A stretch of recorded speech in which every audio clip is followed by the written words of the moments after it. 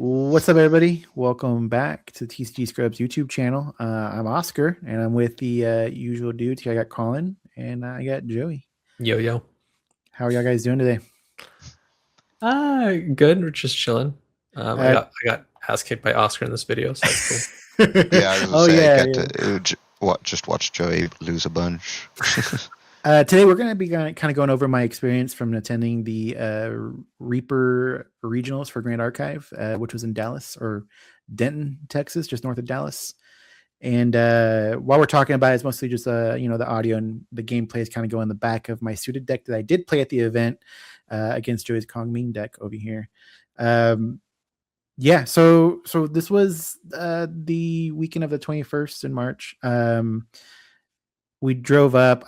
Colin didn't get to go with me this time. He went last time, but he was busy this time. So I rode along with some locals. We had a good time. I didn't do as well as I wanted to. So I kind of wanted to do this video as a way to catalog maybe progress. So that way next time I do another regional, I can show, I've progressed this much further. I kind of enjoy suited. I've played a suited deck. I enjoyed it so much that I might end up still playing it next season, especially with water getting diamonds. So it could be even more fun. How do I even start this? So the round started at 11 a.m. almost sharp. I played my first match against a Fire CL deck. These guys probably aren't familiar with CL and what he's doing, but he's basically at the end of his turn banishing cards, and he gets various tricks he can do with those cards, such as being able to play them later, being able to use them with another card to deal damage to somebody. So as a result, a lot of people will play that Thunder card that Colin used to play in his Rye deck, in his starter deck. He plays it in this deck too. Dragon helps him make them. Yeah. And it's about too long now. It's like a 13 cost card, and that card they play is like, hey, deal damage based on the cost of the card. So he didn't have that. He was a Fire CL deck. It was actually really close games. My deck, swarms the field. It's aggro. They have to often respond to the cards in the field just to prevent me from taking them out. And it sucks because as a game progresses in a situation, like I have them at say 21 and I'm at 0. They haven't even hit me once because they're having to respond to my field the entire time, which is both good and bad because like at a certain point my field's gone and it's like that was everything I had. I played everything out, or my influence isn't as high anymore because I had dudes in the field, but they're gone now. So it's kind of like the ongoing story here from what we're going to talk about today is that happened to me a lot. But game one, he wins it. Going to game two, he couldn't pull any of his answers out to prevent me from doing certain damage. So he had cleave. He had I forget the name of the guy. He's an Umbra card who just swings in, just deals 4 damage like the entire board basically, and myself. And then I think he gains life for his champion as well. So that guy recovers 4 basically from that. Oh, that's really that. That's a tough. It is, because I mean everything that I have is like 1, 2, and 3 defense, so it just wipes the board out. I've got 5 cards in hand. I got to figure it out. I take my 4 damage. He heals 4. He's at 21 at this point, and that's how he wins game 1. Going to game 2, he couldn't get any of those answers. I forgot what other cards he had. He had another one that would help him respond to what I was doing, and he just scooped. He's like, yeah, I can't get this. Let's go to game 3. I was like, okay, cool. We go to game 3. Game 3, I'm not gonna lie, it was quite intense. We're going back and forth. I got him down to, this is where I got the 21 from. I got him to 21. He was level 3 CL. I had to get to 29. I had him to 23. That's where I was. I remember I needed 6 damage. So going into this last turn where I should have taken it, I misplay. Classic Oscar scenario. Colin knows exactly what I'm talking about. He's seen it a million times. I focused allies. So I was like, I'm going to play this dude down. I'm going to play this dude down. Swing. Well, at one point he plays, I think it's called Resolute Stand. So Resolute Stand, I think, prevents a certain amount of the damage that's coming through. So all of a sudden, what should have been game is no longer game. I got no more cards in hand to do anything. But, and I had to pass turn. He takes the game on that next turn. We both discussed it afterwards. Very cool dude. I forget his name, something Badger, but he was explaining to me, because we're looking at my cards afterwards, and I was like, oh yeah, I think what would have happened is instead of playing these allies, I swung with everything, got him to 23.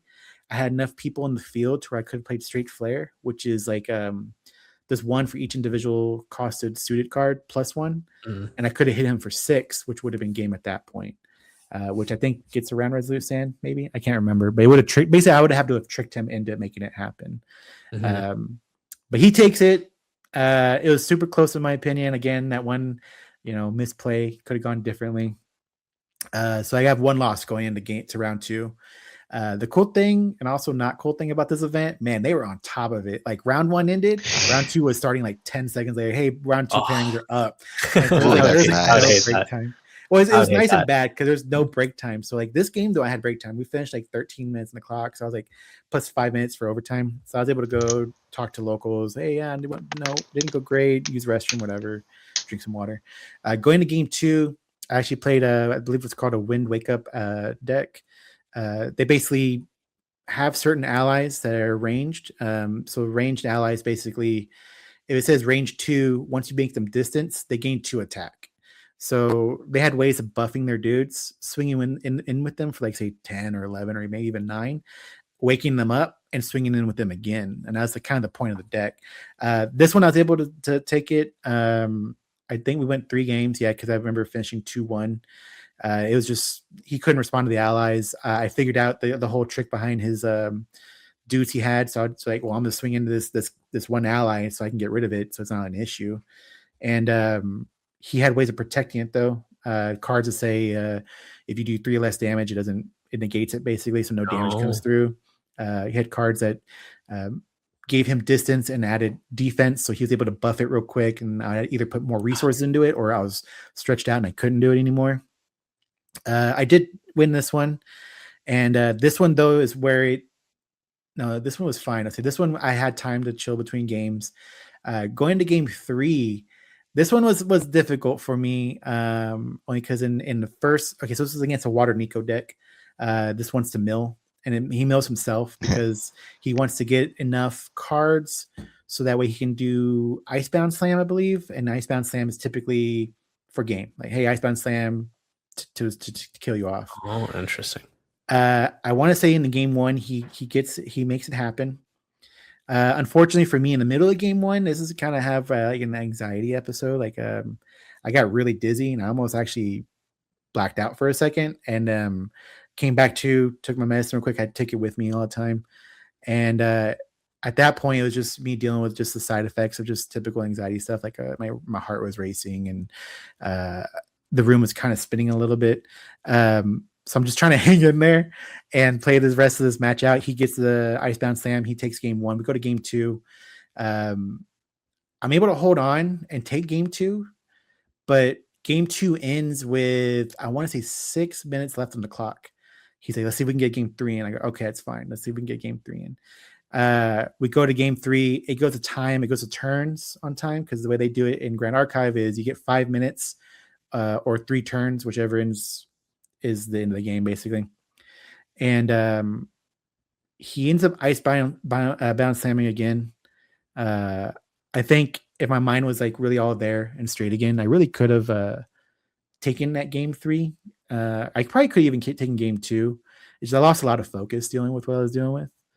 And the unfortunate part was like, okay, I'm gonna get a breather between rounds, but I didn't, because the game ends and I'm sitting there siding out my deck. And then they're like, round 3 or 4 pairings are up. I'm, oh my god! Like I got to go immediately to my next match, and I go to my next match, and my 4th round pairing was against a deck I've never played before. It's a funny story because I think at locals they told me after the match was over. I said I played Xander. I said I didn't even know what to do against this deck. He just kept healing. Xander, if you don't know, once he hits level 3, and he's Luxum, so the yellowish color card. If y'all don't know what that one is, he basically plays cards down in his memory and has cards that reveal what's in the memory. And when he reveals what's in the memory, there's those Luxum cards that say, hey, when I'm in your memory and I'm revealed, do this extra thing. And the hard part is you can't respond to those. Your only chance to respond to it is he goes, okay, I'm going to do this. Do you have any response? That's the moment you have to do any actions. Once you say no, everything be revealed as a result of that action happening. Mm-hmm. So he basically goes, I'm revealing 3. I heal for each 2 for each of these. So I heal 6. He healed 6. And for this one was just 2 damage here, and that one does 2 damage there. and it kills some dudes because my dudes are like 2s and 3s. Yeah, they're all little guys. It was cool watching that deck because I know of it. I just never played against it. And when I left the match, I lose. Spoiler, I lost. I think I lost straight up 2-0. I was coming through from the anxiety episode, but it was still kind of bothering me a little bit. This game also goes to time. And then ends, and then it conveniently ends, and then goes straight to the next game. But I had a moment to talk to my locals, like, how'd it go, Oscar? I was like, nah, Xander, I don't know how to play against it. I didn't know what to do. I really didn't know what to do. And then one of the guys is like, oh, I love playing Xander, but everybody was crying about it, and I couldn't play it anymore because I always won. So I stopped playing it. And I was like, maybe you start playing it again. I was like, that guy was just healing, hitting me. And I was like, I just couldn't do anything about it. It was a cool dude, though. He's actually... I will get nervous against certain people if I've seen like in an Ascent on stream, they made day 2 and they made top 8. And I'm like, oh, this is a really good player. I don't know my chance. He's one of those people. Like I want to say one of the Niagara Falls Ascent, maybe he was in the top 8. But he was at table 20 with me. So I was like, well, he's not doing great today. So maybe I have a chance. But he's a super cool dude. I forget his name as well because you get the username, so it's hard to remember them all. But he was cool. He was a Dallas player. My round 3 guy was Nico player, was from Arkansas, so he drove all the way down from there. I was like, whoa, wow, I hope you do well then. Good luck. But other than that, it was like Dallas, Houston, and then another Dallas player, and I think a San Antonio player in the end. But so round 4, I ended. I don't do well. We go to round 5, and I get paired with a local. Me and Paul end up getting paired up together. Colin's played Paul before. And we're just sitting there playing like, all right, yeah, it doesn't matter anymore. We're not even winning. So we're just casually playing, having a good time. We don't even go to our table. We play somewhere else completely. And we play the game out. He wins it. Mostly because I was just like real like, yeah, it doesn't matter anymore. I'm just going to play casually. Not wow, way to downplay his win. Jeez. I didn't come on, he wasn't even trying either. And then we finished the round. And at that point, we basically decided to drop because we're at this point 1-5. I'm 1-5. I think he was 2-4. I'm not doing the numbers right, but anyways, it didn't make sense to continue, and so it's him and his son's there with him, and his son actually brought the idea up. Hey, you guys want to drop? Let me know because I'm about to, report. I can go drop now. So we went ahead and decided, yeah, just go ahead and head out. So we actually ended up cutting it short and basically taking off from there. And that was my event. I still had a lot of fun. It's a really good time just playing with these people. I feel like when I played Force of Will, there's a lot of cool people, but I really didn't feel like, I guess, necessarily every single person was very open and welcoming as it's been with Grand Archive, which has been really cool. But it also could be because I'm playing with Texas players and there's like, oh, I'm Texas too. And everybody's like, hey, like cooler with each other than normal. Yeah. Well, you also have a larger sample size, to be fair, than Force of Will had. We talked about that. You get real one-on-one with some of them. With my round 1 opponent, we talked about it. He's like, I forget how we got on the subject, but he talked about Force of Will, and I go, oh yeah, I used to play Force of Will. He's like, oh yeah, I was gonna get into it, and then like a set came out, and everybody said, don't do it, it's bad. And I was like, oh, I bet you that was Reflector Frame when it came out.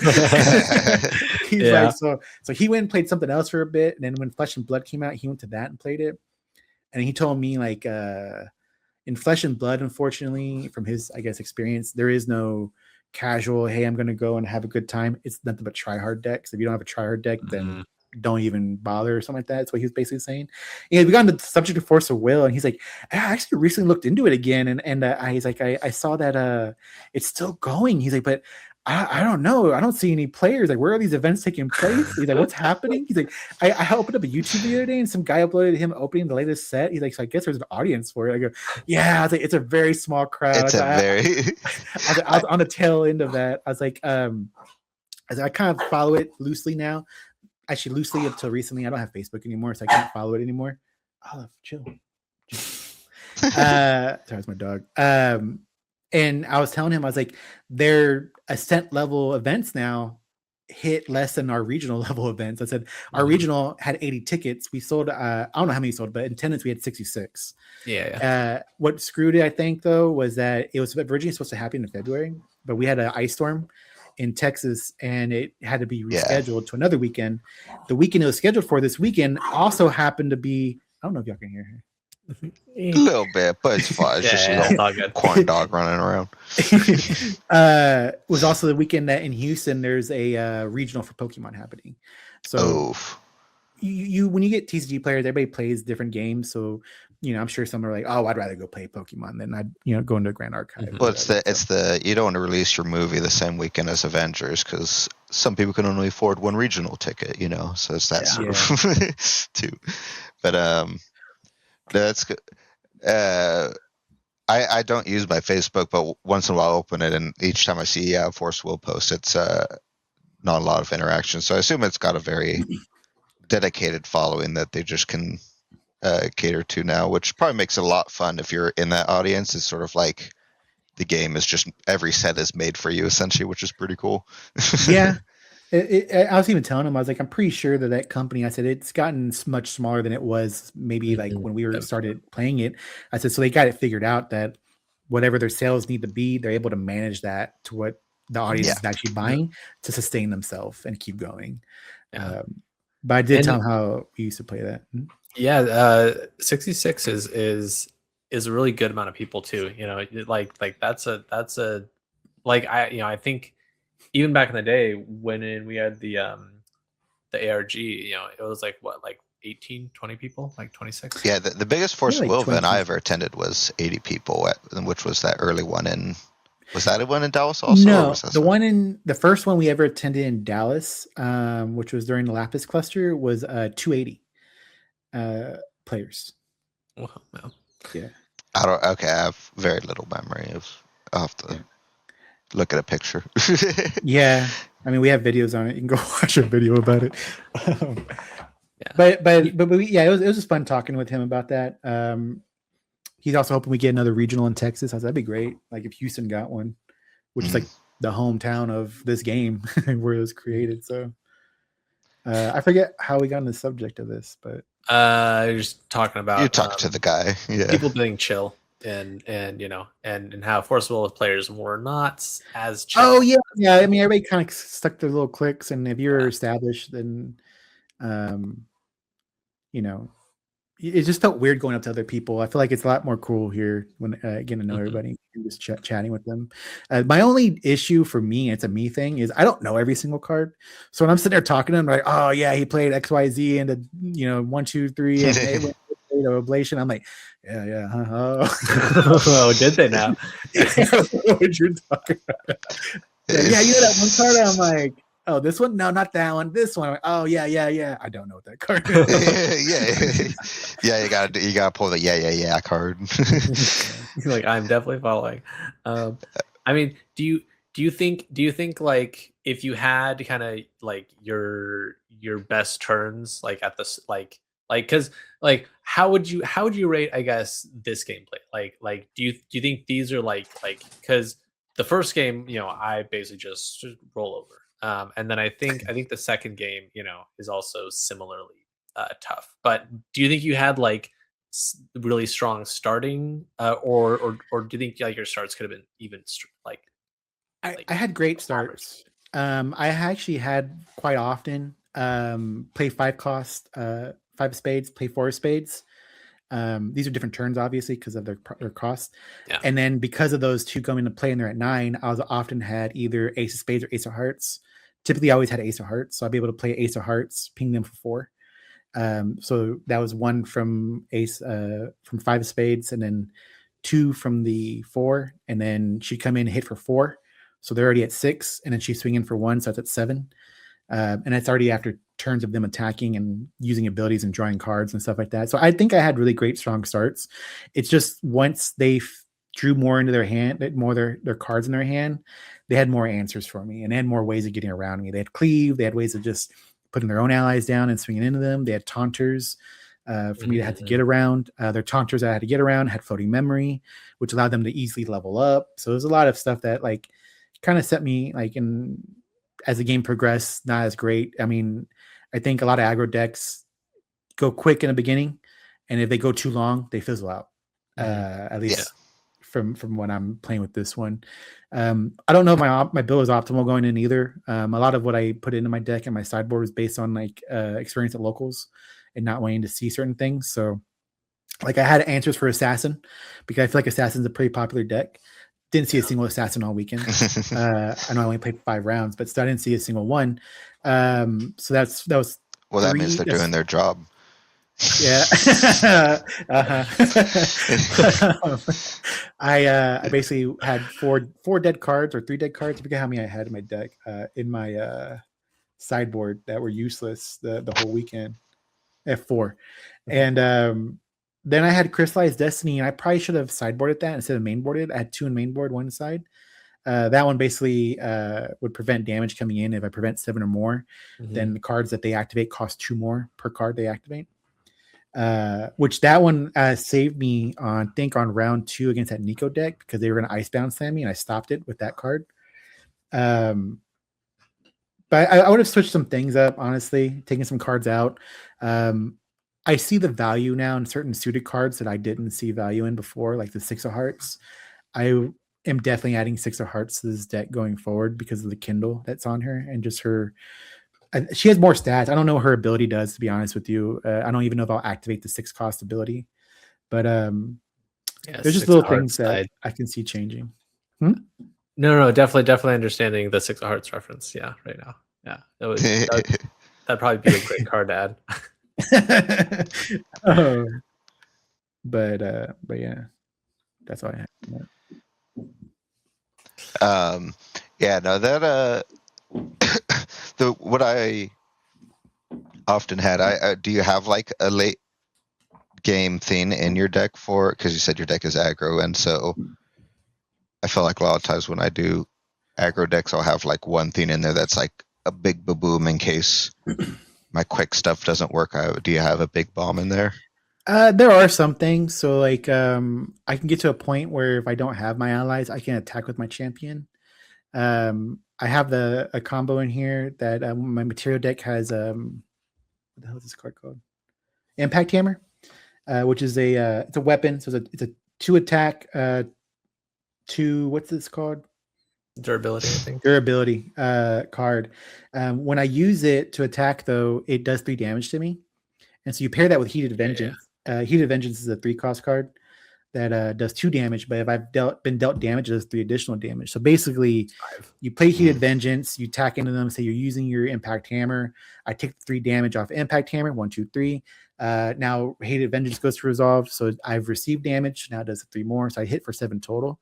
So, and sometimes that's how close I am. I'm like, I need somewhere between 5 and 9 damage, and I can take the game. So there are other late game ways. I also have Blazing Throw, so when I use the Impact Hammer, I can then throw it at them for 4 more damage. So there's ways. Ideally, it's like I got to slow down. If I know I'm not going to be able to take it real quick, I need to be careful with who I'm playing, how fast I'm playing them.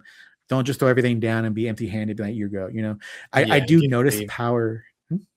No, and then get cleaved, and then it's like, oh, now I'm exactly instead of I held back a little bit. Even if they don't cleave and they just ping it one at a time, taking everybody out during their turns with like dungeon guides and stuff, that sucks too. I forget my train of thought where I was going. You're gonna say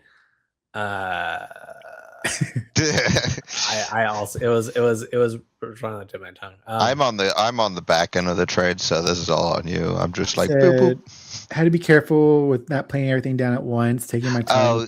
I do that a lot too. I'll be like, yeah, boo boo boo, I'm clearing their board, and then like, cool. Now here's my actual thing, and I'm like, oh no, I have nothing left. Oh no. Yeah, and then I saw the power in holding cards. So I could have easily played more dudes or even like on their turn burn them or whatever with like a burn spell. But like when you go their turn and they be like, how many cards do you have in hand? I go 4. And okay. Then I suddenly they're like turning gears, and like it's funny because sometimes they're like, hey, nothing in here I can play. I just have cards because honestly, I'm hoping going into my next turn I'm gonna backup charger or play one of my other cards that require cards to go down. But it did stress him out. So it was nice to be able to hold some things sometimes. So I'm learning. I've been playing. He's learning games. Poker. Yeah, I mean, I love playing this deck because of the fact that they're all suited cards. I was like 5 spades, Four of Spades, 2 That's hearts. true. Yeah. I am learning a lot about the game still. Like I know I've been playing for a while now since Mortal Ambition came out, which was over a year ago from the last October. But it's just so much to this game sometimes. There's decks where like Xander, I don't even know how that, you interact with that. There's other decks I've never encountered either. Like that Nico deck was the first one I played. I just happen to know that they try to use the Icebound Slam for game kind of thing. So I had to do things like that.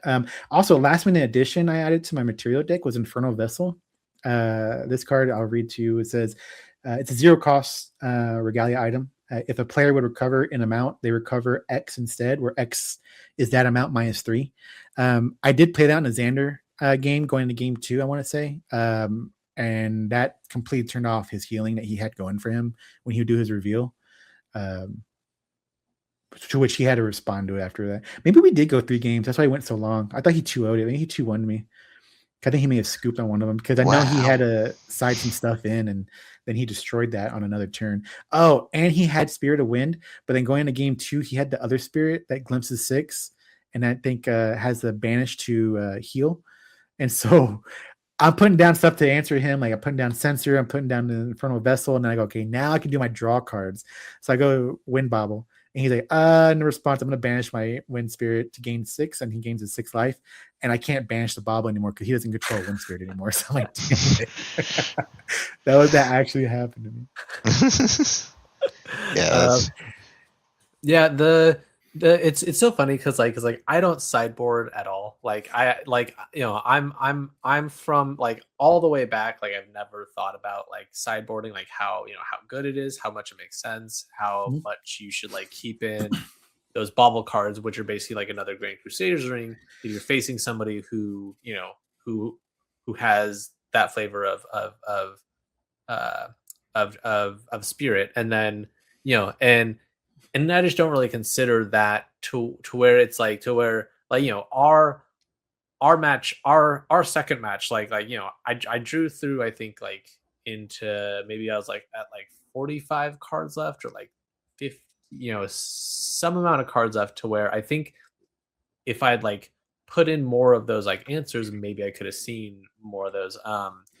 And I think like Oscar said too, you don't really consider like when when I was deck building, I had the recover X +3 where X is and then like if my shifting currents face I think north or west, like I can empower the spell. And so like it's a really nice spell because you can recover like 8 or 9 life, but after playing Oscar so many times, I pretty much decided I shouldn't have this in because a lot of people probably have like anti-recovery methods. Sideboarding is huge in this game compared to like when we played Force of Will. I didn't have a sideboard unless we went to a GP, and I didn't have enough experience in say the matchup to know, I should pull this in and take this out. As opposed to now, it's like it's super useful. Like if I went against an assassin deck, I have Staggering Strike to throw into the deck. It's like the sideboard in this game is actually huge. Like in our game here that we're playing now, I had a sideboard, I believe, because I have Fire and Wind Resonance Baubles in the material deck, but you're a water deck. So I can't even use either one of those. And my water baubles in my sideboard. So I do have to pull 2 out, put 1 in, and then 1 other card. I do have a second material deck card in my sideboard. The interesting part is how they do the sideboard, because I think we're used to 15 cards from Force of Will, and it's just whatever card. And this one, they do point systems. So you get 15 points to utilize for your sideboard. Each normal main deck card is 1 point. Each material deck card is 3 points. So my material deck is 2 material deck cards at 6 points, and then the rest gets to go to my main deck. So you really got to pick and choose what you're putting in here. I'm definitely going to go through this list and definitely change it up and remove some stuff. Throw in those 6 of Hearts, like I said.